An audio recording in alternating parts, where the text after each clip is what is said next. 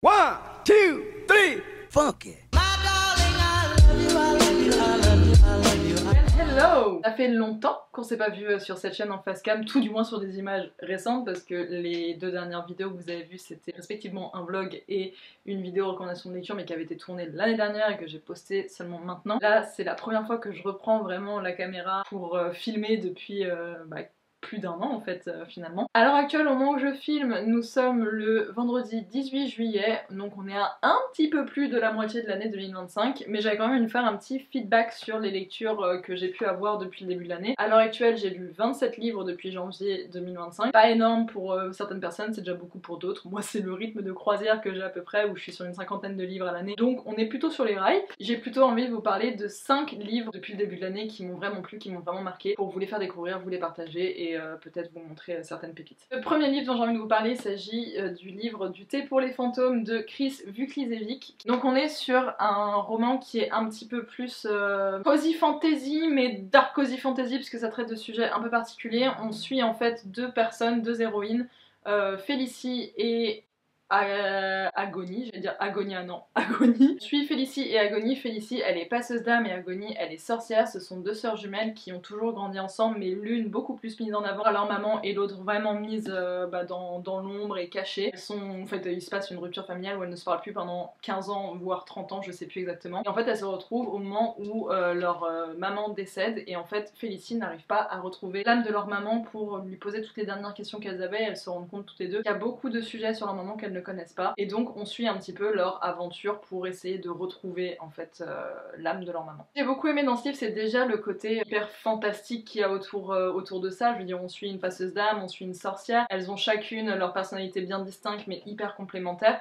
On suit un petit peu cette histoire de famille, de guérison en fait des failles et des blessures familiales. Un point que j'ai adoré dans cette histoire, c'est le fait que ça se passe dans le sud de la France, donc ça c'est trop cool parce qu'en plus c'est des coins que je connaissais, et donc ça m'a fait énormément plaisir de mettre en avant notre beau pays. Le truc très particulier avec ce livre-là, c'est largement son système de narration, puisqu'en fait on ne suit pas l'histoire depuis les héroïnes, mais depuis quelqu'un qui nous raconte leur histoire, un narrateur qui n'est pas nommé, mais qui est allé cueillir en fait l'histoire auprès de Félicie et qui nous la raconte à nous. C'est un style très particulier, mais c'est hyper poétique, hyper contemplatif. Il y a quelques petites longueurs dans ce livre qui ont pu gêner beaucoup de lectrices. Moi personnellement j'ai vraiment aimé me perdre en fait et me laisser raconter cette histoire comme si on me racontait un conte quand j'étais petite. Vraiment ça a été un coup de cœur. Je le relirai, mais plus à la période d'Halloween je pense, donc vers l'automne et tout, parce que je pense que ce sera beaucoup plus adapté. Je vous le recommande parce que vraiment moi j'ai adoré.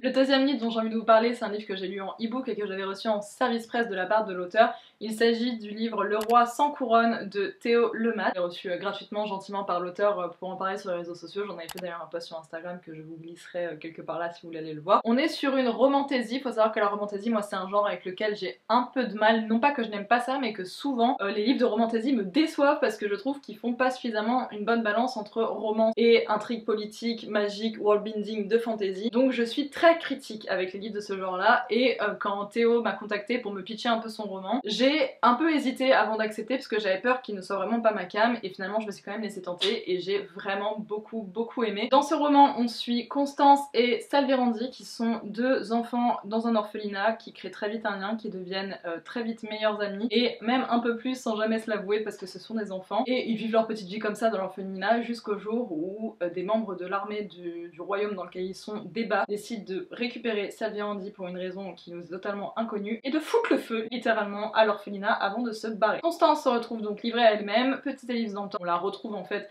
dans la capitale de ce royaume-là quand elle a quelque chose comme 18 ans. Il lui propose de rejoindre l'académie militaire pour après rejoindre les forces armées pour défendre le pays. Et quand elle commence son enseignement dans l'école militaire, elle retrouve évidemment Salverandi. On les suit donc à l'école militaire et par la suite emprunter des chemins un petit peu différents suite à des différents idéaux. C'est une romantaisie que j'ai beaucoup aimée parce que déjà les tropes étaient assez chouettes. On est sur des tropes de childhood friends to lovers to enemies to lovers again. Bref, il y a un côté un petit peu enchevêtrement des relations que j'ai bien aimé. En fait, si j'ai aussi beaucoup aimé cette romantaisie là, c'est parce qu'il y a vraiment, je trouve, un bon équilibre entre le côté romance et le côté beaucoup plus intrigue politique, parce qu'en fait on va suivre les tensions politiques de ce royaume là de deux points de vue, celui de Salverandi qui du coup a une position assez particulière, et celui de Constance qui elle a le point de vue strictement militaire associé en fait à son enseignement et à son éducation militaire. On sent les influences de l'auteur dans son récit, on sent qu'il y a des grosses influences de Game of Thrones, des grosses influences d'épique heroic fantasy comme ça, même un peu de jeu de rôle je pense, et, mais c'est pas quelque chose qui m'a spécialement dérangé parce qu'au contraire j'ai trouvé que c'était une bonne utilisation de ces classiques là pour en faire quelque chose de nouveau et quelque chose de la patte de l'auteur, et franchement il a vraiment su me convaincre avec son histoire. Je sais qu'il y a un tome 2 mais qui n'est pas une suite, qui est plus un tome compagnon qui s'appelle La Reine sans palais. En tout cas moi c'était la première fois que je lisais Théo Lemaitre, c'est un auteur qui est auto-édité, qui fait principalement de base de la romance contemporaine et qui du coup s'est un peu lancé dans la romantaisie avec Le Roi sans couronne, La Reine sans palais, et je crois qu'il y en a un dernier qui est sorti. Le troisième livre dont je vais vous parler, il s'agit bien évidemment d'une des sorties qui a marqué ce début d'année 2025, enfin cette première année, cette première partie de l'année 2025. Dernier tome sorti de Hunger Games, donc Sunrise on the Reaping, Lever soleil sur la moisson, de Susan Collins évidemment. Je l'ai lu personnellement en anglais et ça a été un coup de cœur, je me suis pris une méga claque comme beaucoup de personnes. Pour ceux qui n'auraient pas vu l'info passer, dans ce tome là on suit en fait les jeux auxquels Emmich a pris part, donc les 50e Hunger Games, les deuxièmes jeux de l'expiation. On suit un petit peu les dessous de ces jeux là dont on a vaguement entendu parler dans la saga Hunger Games mais sans en avoir plus d'informations. C'est un tome qui était vraiment désiré par la fandom et je trouve que ce que Susan Collins nous a servi était vraiment très bien. Alors que Susan Collins elle a toujours dit qu'elle n'écrivait que quand elle avait quelque chose à dire, qu'elle allait pas faire du fanservice pour faire du fanservice, et j'ai trouvé que ça s'est ressenti dans ce tome là puisque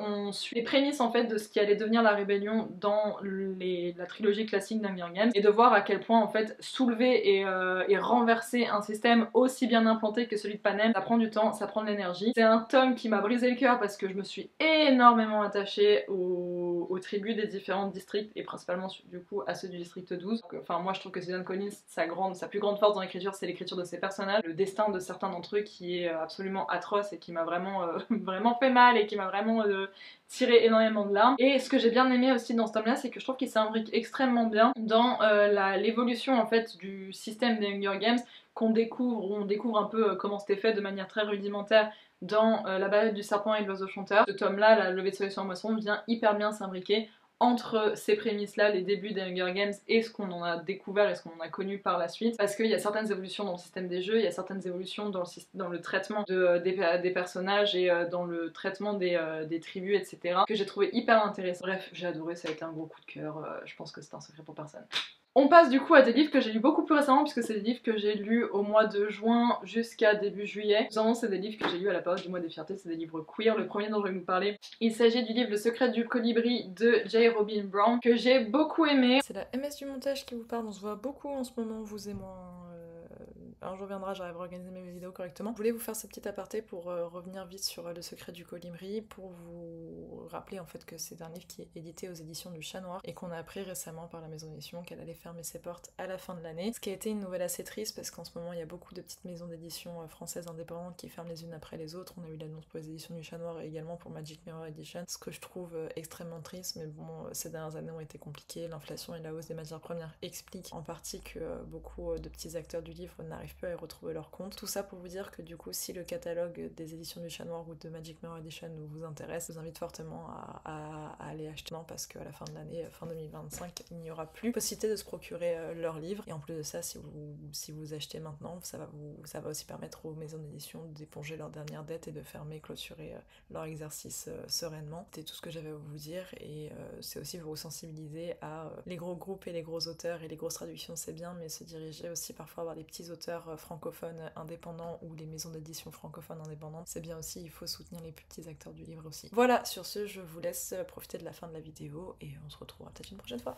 Ciao. On est sur du coup un contemporain young adult qui traite principalement, trigger warning là-dessus, qui traite principalement du deuil, de la colère, de la gestion des émotions suite à un deuil et surtout suite au deuil de son premier amour. Ensuite Jess c'est une adolescente très incomprise, qui est très violente et qui a un peu tendance à faire passer toutes ses émotions, tout ce qu'elle peut, tout ce qu'elle a, par la colère et par la bagarre et par la violence. Un peu du mal à se faire sa place dans ce monde-là. Et elle rencontre Vivi, donc Vivi qui est une nouvelle élève de son école avec qui elle accroche direct et qui va lui apporter toute la douceur dont elle a besoin dans sa vie, jusqu'au jour où Vivi quitte tout simplement ce monde, et on suit Jess dans sa reconstruction, sa guérison et dans la façon dont elle a de gérer le deuil de ce qu'elle voyait comme étant l'amour de sa vie. C'est un roman qui est très touchant, qui est très prenant parce que je trouve qu'il traite très très bien les différentes étapes du deuil et surtout qu'il traite très très bien la façon dont à 16, 17, 18 ans, on peut connaître le deuil avant ça évidemment, et c'est souvent un âge où on a les les premiers deuils des personnes qui ont à peu près notre âge, donc en fait des personnes auxquelles on s'attendait pas à ce qu'elles partent tout de suite. Moi personnellement ça a été mon cas et le revers qu'on se prend dans la tronche est assez violent et j'ai trouvé que là-dessus ça traitait vraiment bien de la question. Jess est très touchante parce qu'on sent tout l'amour qu'elle portait à Vivi, l'alternance de temps donc entre le présent au moment où elle gère son deuil et le passé, le moment où elle raconte en fait son histoire avec Vivi. C'est vraiment hyper beau et j'ai aimé la façon dont on suit la reconstruction de Jess et dont on suit également, il y a une grosse question de l'art thérapie en fait dans ce livre là, à quel point l'art peut aider à exprimer les émotions, les sentiments et peut être très utile dans la thérapie. Et donc pareil, j'ai aimé la façon dont c'était traité. C'est très beau aussi comme livre parce qu'il y a énormément d'illustrations d'oiseaux parce que Vivi est une passionnée d'oiseaux et Jess reprend goût au dessin grâce à ça. Du coup trigger warning pour les personnes qui vivraient un deuil en ce moment. Ça peut être un peu touchy pour vous, mais si jamais vous voulez un peu de réconfort et vous sentir un petit peu investi dans une histoire qui traite de ce que vous vivez, il est vraiment bien et il est très touchant, donc je vous le recommande vivement. Et enfin le dernier livre dont j'ai envie de vous parler pour cette vidéo, c'est de nouveau du coup un livre queer, c'est de nouveau une romance saphique. Il s'agit du livre 6 baisers manqués et une histoire d'amour de Tess Sharp, que j'ai terminé très récemment là, et qui a été un énorme coup de cœur. Donc dans cette histoire là, on suit Pénélope et Tate.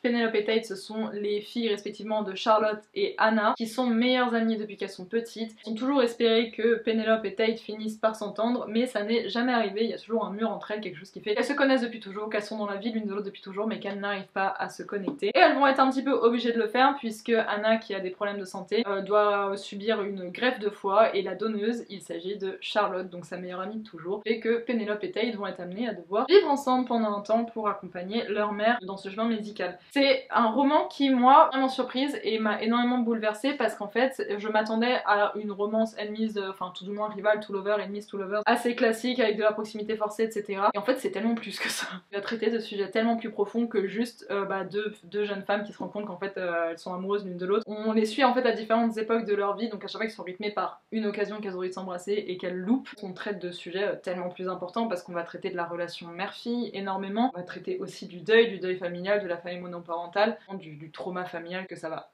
imposer en fait au personnage, et en fait c'est pour tous ces sujets là que ce roman m'a vraiment beaucoup touchée. En fait j'ai trouvé ça hyper fort à quel point ce livre crie le besoin de communication et de se faire entendre. J'ai adoré. Bref, ça a vraiment été un très gros coup de cœur. Comme Le Secret du Colibri, il va traiter de santé mentale liée au deuil et au traumatisme et je trouve ça vraiment génial, donc vraiment une grosse pépite, je vous le recommande de fou. Du coup voilà, c'était la sélection de ces 5 livres lus parmi les 27 que j'ai eu depuis le début de l'année qui m'ont le plus marqué, qui m'ont le plus touché. J'espère que ça vous aura plu. Si vous voulez me partager les livres qui vous ont marqué, je vous le demande, mettez-les moi en commentaire. J'ai très envie de savoir, ou tout du moins vos coups de cœur en fait depuis le début de l'année. Ce serait vraiment cool. Et si cette vidéo vous a plu et que vous voulez en voir plus, je vous invite à vous abonner à la chaîne et vous pouvez également me retrouver sur mes autres réseaux sociaux qui seront tous en barre d'infos. Sur ce, je vous fais d'énormes bisous, je vous souhaite une très bonne fin de journée, très bonne fin de soirée, très bonne nuit, n'importe. Et on se retrouve très bientôt dans une prochaine vidéo. Ciao ciao!